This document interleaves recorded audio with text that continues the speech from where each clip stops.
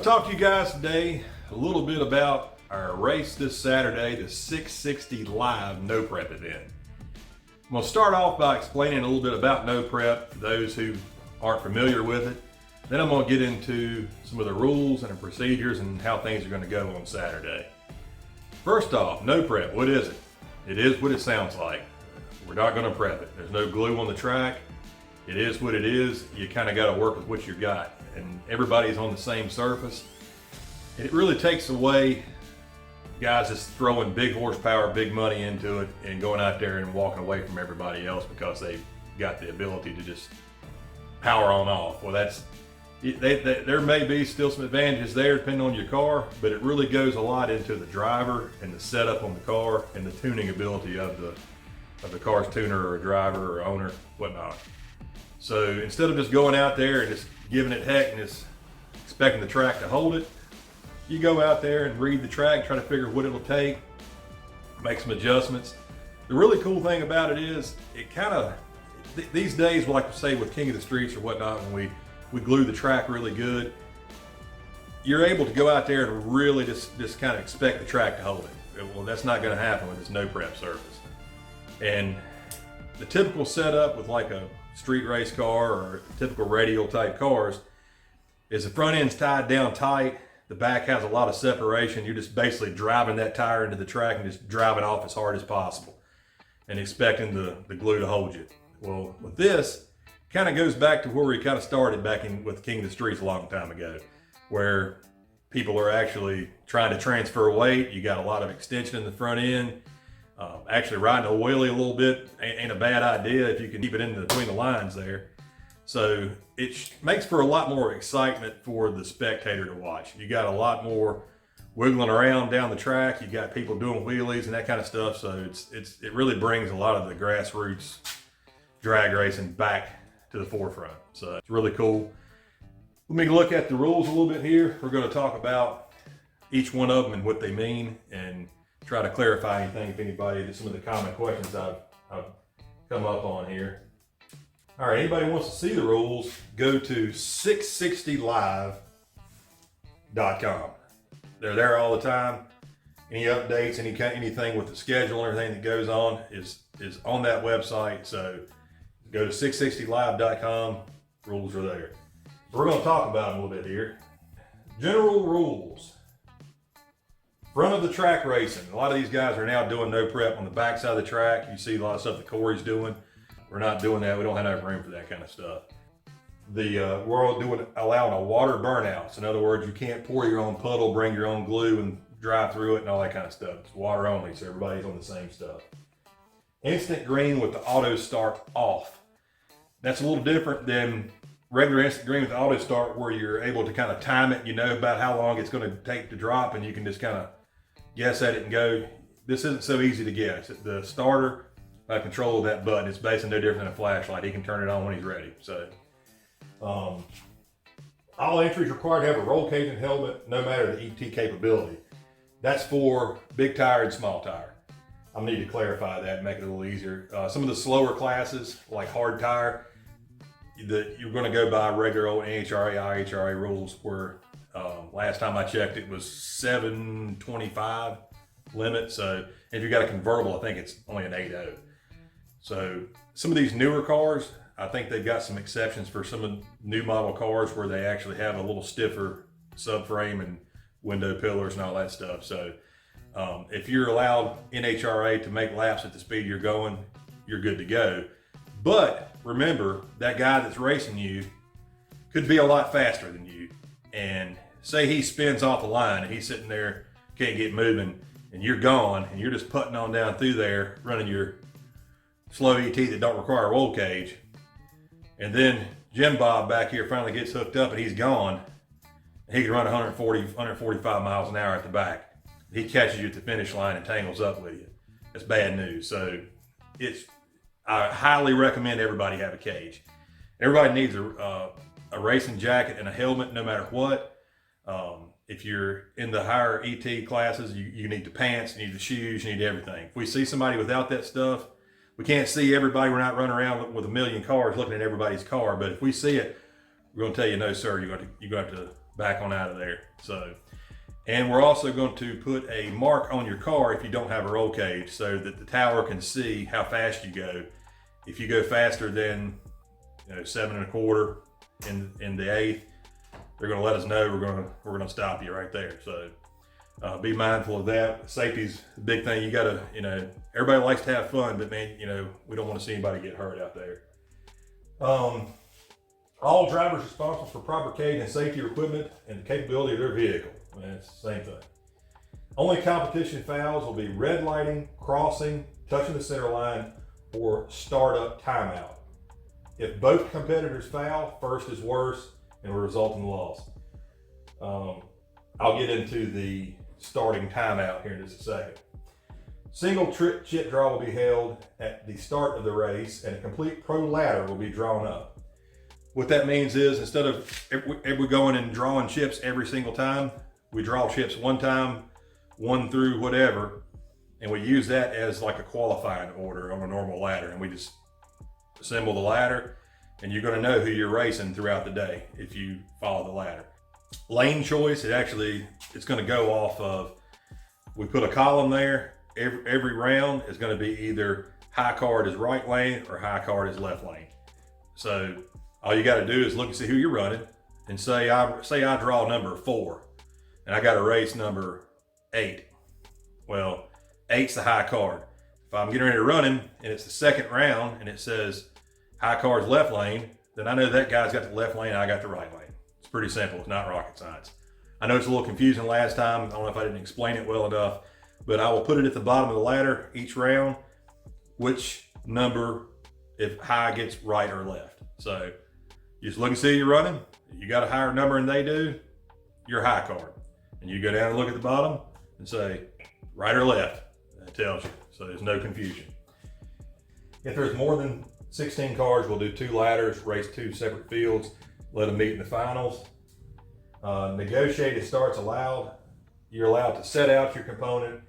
You can give them the move, whatever you want to do. You just got to let the starter know so he knows what's going on.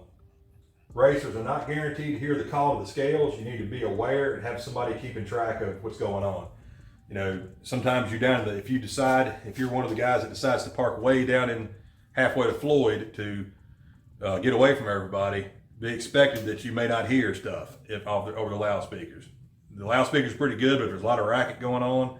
If you're talking, your car's running, whatever, and you don't hear it, it's a good idea to get closer in if possible, so you're near the action and you can see when people start moving up and going up there. So we try to send somebody around on a four-wheel or golf cart to kind of yell out and make sure there's nobody missing, but we can't be responsible for everybody paying attention. So it's your job to pay attention and know what's going on.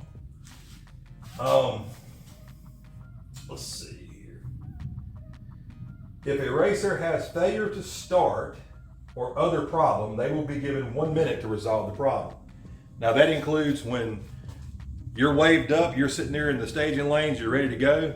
If you're sitting there, you jacket off, screwing around talking to somebody, and your guy's ready to go, we're giving you 1 minute. If you ain't in your car up there, belted up and ready to go, you just lost. As simple as that. Being ready is half the game. So don't be doing that. And then also, once you're in there, if you have a hiccup and your car dies or something like that, we'll give you 1 minute to get your car going. I know in the past, the other driver will wait or whatever. That's not going to happen. I don't care what the other driver wants to do.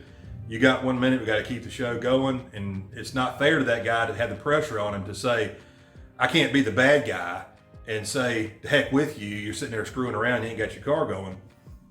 We're going to call you out. If that guy is sitting there waiting on you, we're just going to wave him on down and tell him to go. If he don't go, he'll lose too. Now, once you're running and staging, you can take as much time as you want. You can go up there and purge it a million times, bang it through the motor, spool that thing up, and do whatever you want to do. That's cool. But the car's got to be running and it's got to be operating, and nobody can be currently working on your car. If so, the 1 minute starts. Big tire class.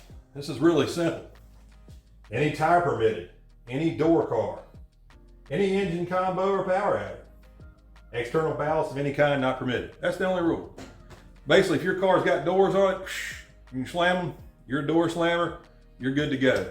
This class, it's going to be a gambler style where it's $500 to get in, winner takes it all. So you're racing for everybody's money. So that's about the simplest one it is. As far as that goes, the big tire guys are kind of the big dog high rollers. So that's what we got. Small tire, that's our most popular class. This is the fastest pretty much anything goes on a little tire. It's maximum drive tire size, 28-10-5 non-W, so don't show up with the W tire, or 275-60-15 size. All entries must maintain stock body dimensions as far as front to back. You can't end up with a big stretched front end on it, but the car has to still have the profile of your car, and it must maintain the factory material quarter panels and rocker panels. We don't care if you got a carbon roof. We don't care if you cut the freaking roof off of it. We don't care. As long as the quarter panel and the rocker panels are original factory material, you're good to go. Wheelie bars are not permitted, and external ballast of any kind is prohibited. We're not back of the track. You don't need, 700 pounds hanging off the back of your car. You can put it inside the car, whatever, but it's got to stay inside the car. It can hang off your rear end housing, and that's fine. If it's, as long as it's not visible hanging off the back of your car, you're good to go. That's all the rules for small tire. Still pretty simple. This isn't like King of the Streets here with the rules this long. We got rules that long. Real Street. All entries require valid tags, registration, and insurance. So we're talking cars that gets driven here. We're not talking about straight up race cars. Maximum drive tire size is a 28-10-5 non-W or 275-60-15. All entries must maintain stock body panels except for the hood, bumpers, and deck lid. That's it. No doors, nothing like that. Can't do that.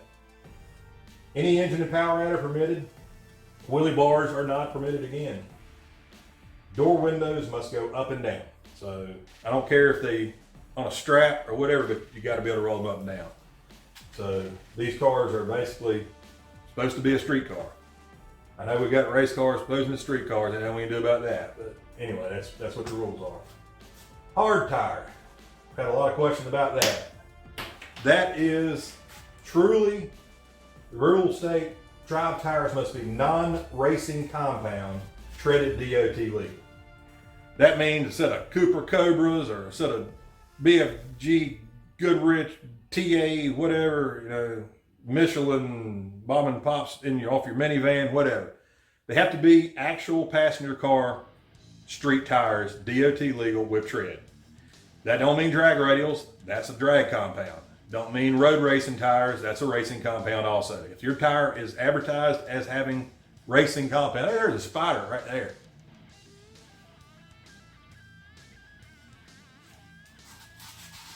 All right. If your tire is advertised as having a racing compound, if it's gooey, sticky stuff, you're out. That's not it. It's for actual hard tire with a good tread wear rating, like you would buy for your car that you drive to work every day. That's what it's about. Maximum drive tire size is 28 inches tall. Don't care how wide it is. All entries must maintain stock body panels except for hood, bumpers, or deck lid. All body panels are required. That means on this class, you can't go up your front end off. On small tire, you're good. Real Street and hard tire, you got to have all your body panels on. Small tire, if you want to come out there with half your car stripped off, you want to go down through there with everything missing, hey, go for it. Any engine power adder permitted. Wheelie bars are not permitted. Like you need them on a hard tire, but whatever, we'll see. External ballast is not permitted. Door windows must go up and down. Roll bar is required if vehicle is capable of running a 735 or quicker, or an 825 for convertible. Roll bar cage highly recommended, just like I was talking about earlier. Anyway, that's that. Let's go to the actual event here. Like I said, big tire is going to be a gambler style $500 entry, winner takes all. And small tire is $1,500 to win, $250 runner up. That is a guaranteed purse. If 5 cars show up or 30 cars show up, it's still $1,500 to win, $250 runner up. It's a $50 entry. try to keep these entries low as possible for these small tire classes, because no times is tough. You guys, don't want it to cost you $1 million to come give it a shot. Real Street is $1,000 to win, $200 runner up with $50 entry. And hard tire is $500 to win, $100 runner up, and it's only $35 to get in that. So basically $10 more than a testing team. You can go jump in and have a chance to win some money and actually compete in a no prep race. So once again, if you want to look at these rules, go to 660live.com. It's on there. If you have any questions, get on our Facebook page, PM or whatnot, or give me a call, whatever. Hope to see you guys there. Hopefully the weather's going to hold out. We're going to keep an eye on it and let you guys know if anything changes.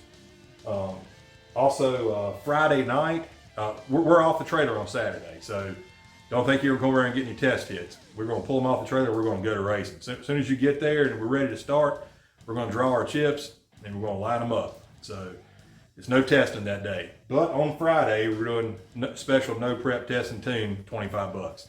So if you want to come out and see how your car is going to do on that track, that's what we got. It's going to be the same prep. Only thing that's going to change is more people's going to be going down it. That's pretty much it. So hope to see you guys there. Chuck out.